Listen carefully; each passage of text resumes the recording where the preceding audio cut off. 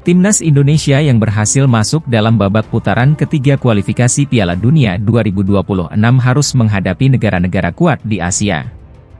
Salah satunya adalah negara yang memiliki julukan Negeri Matahari Terbit, Jepang. 14 November 2024 akan menjadi laga pertama Indonesia kembali bertemu Jepang.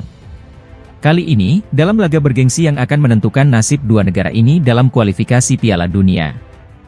Indonesia, yang menjadi anak baru dalam babak putaran ketiga kualifikasi Piala Dunia 2026, harus menghadapi sang raksasa Jepang yang sudah menjadi langganan Piala Dunia. Pesimis bukanlah sebuah pilihan. Dalam beberapa pertandingan, Indonesia dapat mengimbangi permainan dari Jepang dengan sangat baik. Meski tidak berakhir kemenangan, namun pertandingan di masa lalu tentunya menjadi pelajaran untuk laga Indonesia versus Jepang November nanti. Meski kejadian tersebut sudah berpuluh-puluh tahun lamanya, Timnas bersama Shin Tae-yong seharusnya bisa mempelajari sesuatu dari pertandingan tersebut. Timnas Indonesia setidaknya bisa menahan imbang Jepang. Bila beruntung dan memanfaatkan kesalahan lawan, Indonesia bersama Shin Tae-yong pasti bisa memenangkan pertandingan. Tertanggal 11 Juni 2024, Jepang baru saja mengalahkan Syria dalam laga kualifikasi Piala Dunia putaran kedua dengan skor 5-0 tanpa balas. Jepang terkenal dengan permainan bola jauhnya yang selalu berhasil memanjakan mata para penonton. Passing jauh yang cantik yang dihasilkan dari timnas Jepang selalu berhasil memukau para penonton. Tidak hanya itu, Jepang juga terkenal akan agresivitasnya dalam menggempur lawan. Memanfaatkan kekuatan kaki untuk melakukan syuting dengan keras di kotak penalti dengan 4-5 orang di dalamnya, juga menjadi salah satu taktik andalan Jepang. Kehadiran Martin Paes dalam menghadapi situasi ini sangat penting. Jika berbicara prediksi skenario permainan, maka Martin Paes memegang peran kunci di dalamnya. Dengan pengalaman Martin Paes, tentunya tendangan cepat dan build-up dari Jepang akan terjawab solusinya. Karakter Martin Paes yang tidak takut menghadapi bola-bola keras juga menjadi manfaat utama untuk Indonesia. Karakternya ini bisa dimanfaatkan untuk menjaga gawang Garuda dari para samurai biru. Kehadiran Martin Paes yang sudah ditunggu-tunggu bisa menjadi build-up cepat timnas Indonesia dalam memainkan bola-bola jauh. Memanfaatkan lemparan jauh, pola serangan Asnawi Mangkualam terhadap pemain lini depan seperti Rafael Struijk dapat berfungsi dengan baik. Itulah sedikit prediksi skenario kemenangan Indonesia versus Jepang dalam kualifikasi Piala Dunia 2026.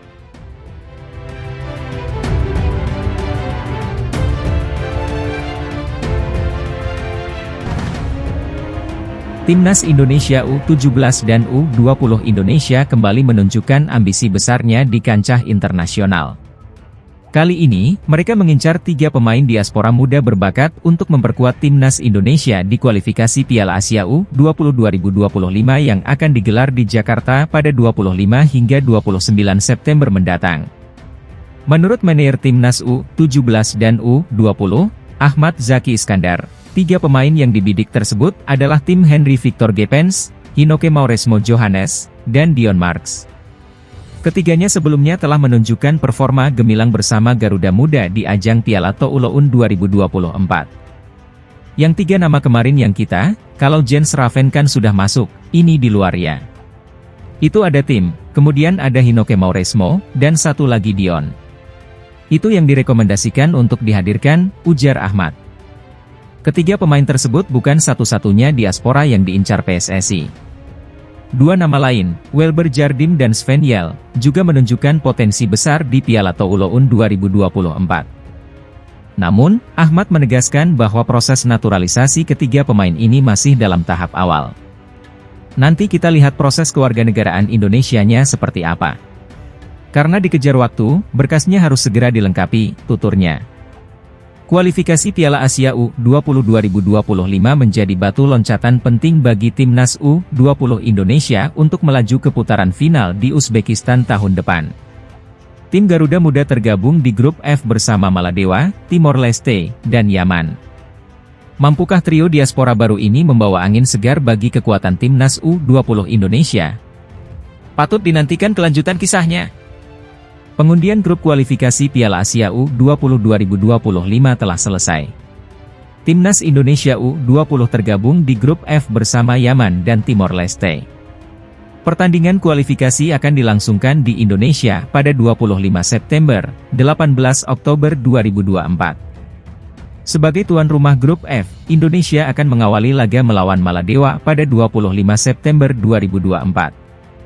Selanjutnya, Garuda Muda akan bertanding melawan Timor Leste pada 29 September 2024 dan menutup babak penyisihan grup dengan menghadapi Yaman pada 3 Oktober 2024. Pertandingan kualifikasi ini menjadi penentu bagi Indonesia untuk lolos ke putaran final Piala Asia U20 2025 yang akan digelar di Cina pada 6 hingga 23 Februari 2025.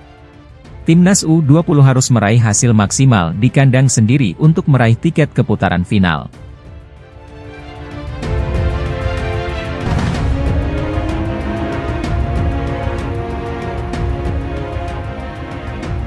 Di tengah panjangnya proses Martin Paes di Pengadilan Arbitrase Olahraga, CAS, sang pemain diminati klub Serie A hingga Bundesliga. Martin Paes menjadi salah satu nama yang menjadi perhatian klub-klub Eropa dalam bursa transfer musim panas kali ini. Pada pertengahan Juni lalu, Paes dikabarkan Transfermarkt masuk dalam radar klub Jerman. Namun sayang situs tersebut tidak mempublikasi klub mana yang dimaksud. Kini, laporan dari Italia menyebutkan bila Martin Paes masuk dalam radar salah satu klub Serie A, Empoli. Kabar ini ditulis Gianluca Di Marzio yang menyebutkan Empoli sedang mencari kiper utama untuk musim 2024 hingga 2025. Dua nama yang jadi prioritas mereka adalah Martin Paes dan Anthony Racciopi, Young Boys. Sumber yang sama menyebutkan kedua kandidat tersebut bakal diputuskan dalam rapat pada Rabu, 10 Juli 2024, ini.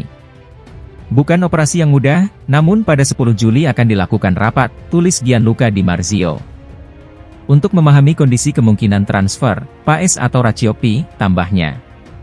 Martin Paes sendiri masih terkendala untuk bisa membela timnas Indonesia, walau sudah dinaturalisasi. Kasus pemain 26 tahun itu masih berada di Pengadilan Arbitrase Olahraga, CAS, dan belum ada keputusan. Martin Paes diketahui sempat membela timnas Belanda saat berusia 22 tahun. Sementara dalam statuta FIFA, apabila pemain sudah tampil di tim nasional sebuah negara dalam usia lebih dari 21 tahun di laga resmi, dia tidak diperbolehkan berpindah federasi. Untuk itu, PSSI memperjuangkan perpindahan federasi Paes karena dia diketahui membela timnas U21 Belanda pada 15 November 2020. Proses administrasi di FIFA masih berjalan panjang, ujar Ketum PSSI Erick Thohir. Tentu ada tantangan, saya rasa tidak semua negara ingin Indonesia maju, kan? Jadi itu kami dorong, tambahnya. Sementara Sekjen PSSI, Yunus Nusi juga tidak berani menjanjikan Martin Paes bisa bermain untuk timnas Indonesia pada September nanti. Masih proses. Kita tunggu saja soal Martin Paes, ujar Yunus Nusi. Kami belum tahu tetapi sudah berupaya maksimal mengurus Martin Paes. Kami maksimal. Tim kami tetap bekerja, tambahnya.